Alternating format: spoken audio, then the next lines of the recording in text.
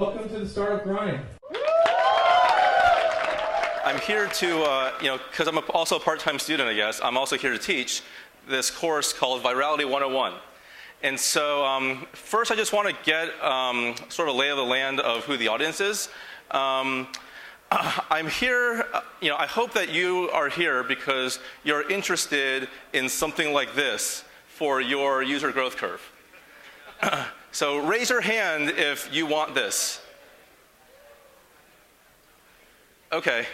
If you didn't raise your hand, Tom Conrad's in the other room, and he'll tell you all about IPOs and stuff. Okay, so a little bit more about me. Right now I am a co-founder and CEO of Tagged. Tagged's a social network for meeting new people. We have registered somewhere over 100 million users. And at the same time as Tagged, I helped start High Five, which Tagged has since acquired. And High Five in its history has registered over 200 million users.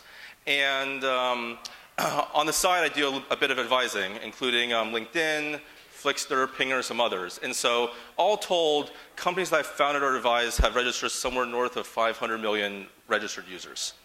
And so I am here today to tell you how to do that. Okay, so this is an email, not in English, but that you would receive from Hotmail. And back when I was in college in the late 90s, it was, I had first heard about viral marketing, and kind of the ultimate case study was actually, free email services were just launching, and there was Hotmail versus Juno. And Juno supposedly had tens of millions of funding, and were just spending money acquiring users, whereas Hotmail actually just added this one-line footer to the bottom of every email that says, get your private free email from Hotmail at hotmail.com, so that every email that got sent from Hotmail was basically an advertisement for Hotmail. And as the story goes, Hotmail spent almost no money no money on marketing, and got to tens of millions of users. Blew past Juno. Juno doesn't even exist today, barely. Hotmail sold for $400 million to Microsoft. It's still one of the biggest email services today. And so, being a physics and math student in college, it's just made a lot of sense to me that really you can apply math over dollars and actually win. And so I became really interested in this, have been working on viral marketing since the year 2000, and thus have also really seen how it's developed and all the new opportunities that have opened up today.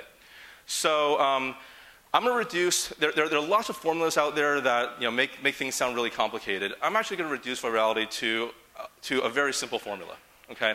So it's just V of t equals x of t times y of t. And these are literally like variables that we came up with back in college. So V is your virality. Y is how much you're spreading the word. So how much the average user say sends out invites to join the service. And you'll see that this can really mean different things, but it's kind of the amount of spread that is happening per user. And X is a measure of the conversion from an invite to them becoming a user yourself. So you can see that, just a user sends out a bunch of invites, and some of those invites turn to users, and then it just keeps on going. And if, generally speaking, if that number is greater than 1, then you're viral. Then one user creates more than one user, and it just keeps going on, and it just compounds like interest in your bank account. If your virality is less than 1, then it's exponential decay instead of exponential growth, and then you'll get some additional users, but it'll never completely go viral. You'll never have that hockey stick curve. Now, a critical element of this is this letter T, which stands for time. Okay, because depending on your method of virality, all these things could have some real time component baked in. For example, in the Hotmail example that I just gave, y of t is actually just the number of emails that a person sends. And assuming they use Hotmail over their whole lifetime, that number just keeps on going up as time goes on. And x of t could also take some time. Like, when I receive an email, how long will it take before I actually click on that Hotmail link and go sign up for a Hotmail account myself. It could be minutes for some people, it could be hours for some people, it could be days or weeks, and that number will bake over time as well. And so there, these formulas can get quickly pretty complicated, with like, infinite series and like, different ways of expressing time and such. But I found, just as a rule of thumb from experience, that as long as V after 7 days is greater than 1.0, then you're doing well. And then you are definitely viral, and the goal at that point is just to maintain V greater than 1.0. So that's just a couple formulas for virality in general. Let me actually give you a concrete example now.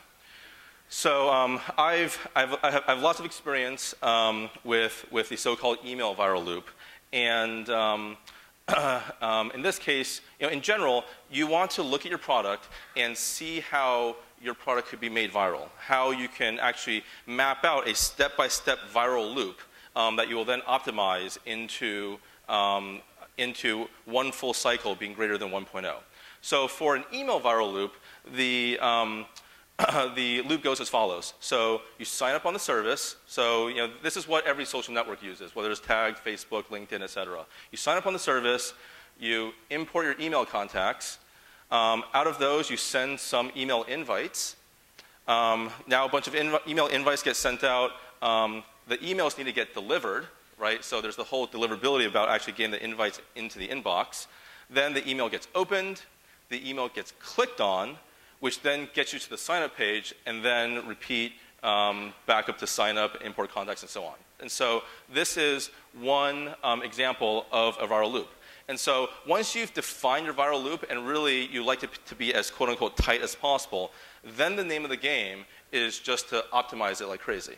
Okay, so because it's hard to get to past 1.0, and once you're there are various effects like even just saturation that you've already hit a bunch of people that will make it increasingly difficult to stay over 1.0. And so the name of the game is to then do lots of A/B optimization in order to get to and maintain above 1.0 virality. And so here are a few rules of thumb on how to do that. So so the first thing is actually just to provide value. Okay, so this kind of sounds obvious, but whether the value is like social value, like a social network is actually more useful when you have more friends on it, and so there's like this social currency of wanting more friends to join you, wanting to have more friends. So you both want to connect to ones who are already on the site as well as invite others. You could try to actually provide something of tangible value. So I've worked on things before where we provided free movie tickets, or Dropbox provides extra storage if you invite more people, things like that. So one rule of thumb is just to provide value. Another rule of thumb is to have every step be universally usable. And so this is like the nitty-gritty stuff that isn't very sexy or exciting to talk about, but actually makes a huge difference. So in the email case, it is making sure like every email importer works for all the top mail ISPs out there, and everything works in every browser, and all the error conditions are like very graceful, and because it's so black and white, whether you're above 1.0 versus not, every little bit counts. And so you really want to like test your flow, make it super smooth, super usable in all different environments. And the last thing, generally speaking, is less is more. Generally speaking, the fewer steps means the higher conversion. Now, it's not always the case. I mean, you can definitely take this to an extreme and have like too few steps, such that like the user doesn't even know what he or she's signing up for. And so that's definitely taken too much to an extreme. And so there is some happy balance, but generally speaking, fewer taps, fewer clicks get you higher conversion. And so that's like the overall method for tuning virality. And then what I thought I'd end with is just giving a few more examples of other viral loops and other opportunities that are available today. So one viral loop which Facebook used early on was actually IM. So if you were on Facebook in 04, 05, in that time frame, you actually imported your AIM contacts, and then you can send invites via AIM, via the super user called Facebook, to your friends. I don't know that this is available anymore, but it's still interesting to talk about.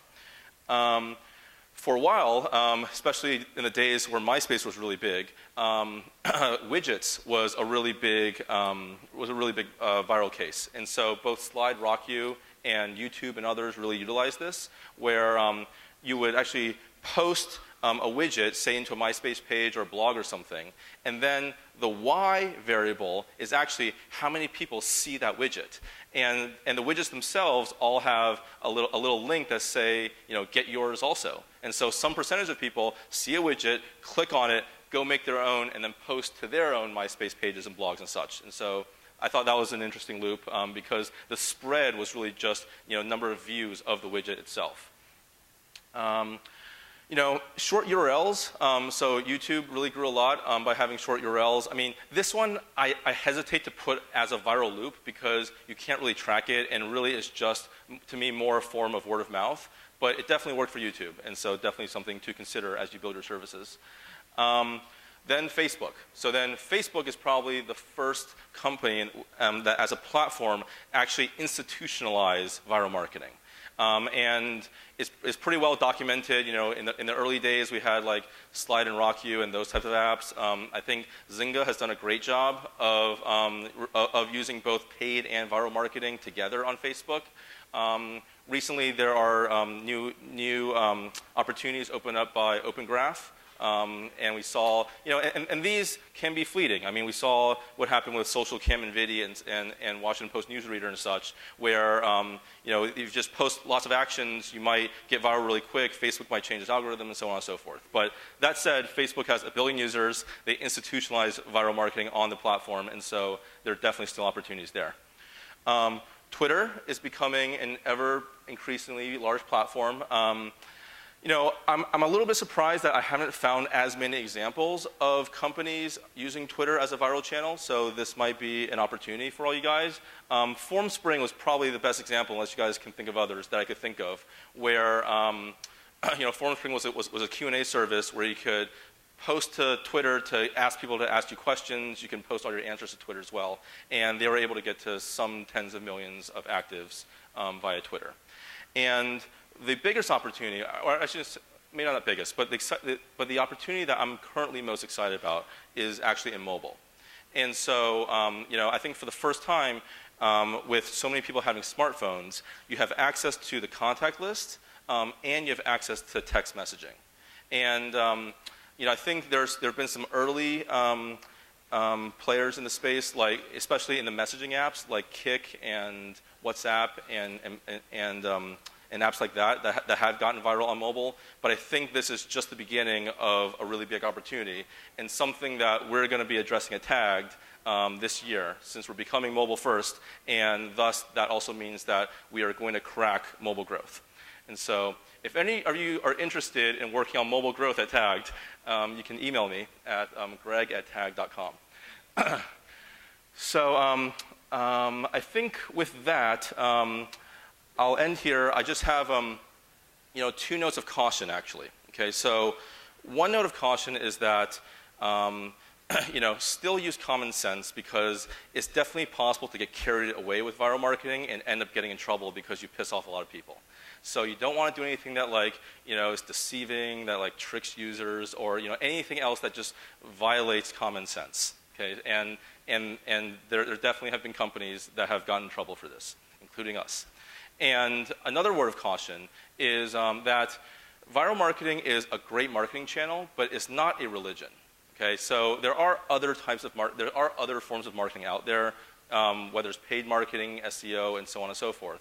So make sure that if you want to go down the viral path, that it actually makes sense for your product, and that actually is the channel that makes more sense. You're not just trying to be viral for viral's sake. And I really applaud companies like Zynga, actually, that are able to take multiple channels and have them work in sync. So Zynga, spends a lot of money just paid marketing acquiring users that then they multiply via viral marketing. And so actually in some sense there's this the holy grail is actually getting using some other channel to plant all these seeds that you then exponentiate via viral marketing. And so just make sure that viral marketing makes sense for your service, and don't exclude all the other channels just because it's like sexy to say you're viral and that you don't spend any money on marketing and such. Really, it's just one of many possibilities. So with that, I want to thank you for your attention, and good luck on all your viral pursuits.